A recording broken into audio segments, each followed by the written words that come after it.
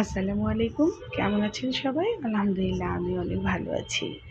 আজকে আমার গাছের মিষ্টি কুমড়া উম ফুল উঠিয়ে নিয়ে আসলাম। আর সেটা নিয়ে এসেই একটু মানে বড়া তৈরি করব। আর সেটাই আপনাদের সঙ্গে শেয়ার করছি, হ্যাঁ? তো যাই হোক ফুলগুলো খুব ভালো করে বেছে নিচ্ছি। ভিতরের শাঁসটা বের করে নিচ্ছি।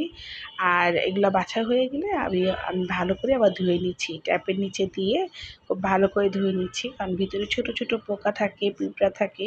সেগুলাকে আমি খুব ভালো করে ধুয়ে একটু লবণের ছিটা দিয়ে রেখে দিয়েছি।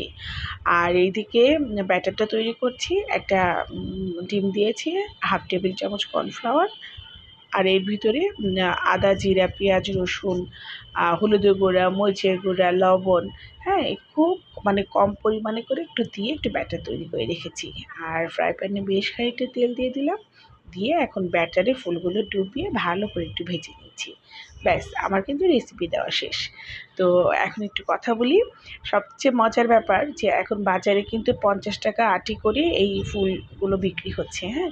আর দেখুন আমি আমার শখের বাগান থেকে আমি কিন্তু ফুলগুলো উঠিয়ে নিয়ে আসলাম। নিয়ে এই যে আমার এক বেলার কিন্তু খাবার হয়ে গেল, হ্যাঁ? তো এটাই মজা লাগছে যে নিজে হাতে গাছ লাগালাম, সেই গাছটা হলো, গাছ থেকে শাক খাচ্ছি, ফুল খাচ্ছি, ইনশাল্লাহ ফলও খাবো, হ্যাঁ?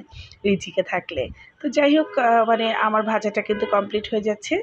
আর এর সঙ্গে একটু আমি হালকা একটু নরম, নরম করে ভাত রান্না করেছি। আর সেটা দিয়েই কিন্তু খাবো, হ্যাঁ? তো সপ্তাহে ১ দিন আসলে আমি একটু এরকম হাবিজাবি একটু হালকা পাতলা খাবারই খাই।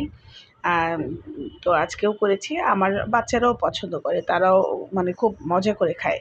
তো আমি ছাদে যে পুঁইশাক গাছ লাগিয়েছিলাম সেখান থেকেও কয়েকটা পাতা নিয়ে এসেছি। ব্যাটার বেঁচে গিয়েছিল। এই যে দেখুন ২ রকমের একটু বড়া করে নিয়েছি।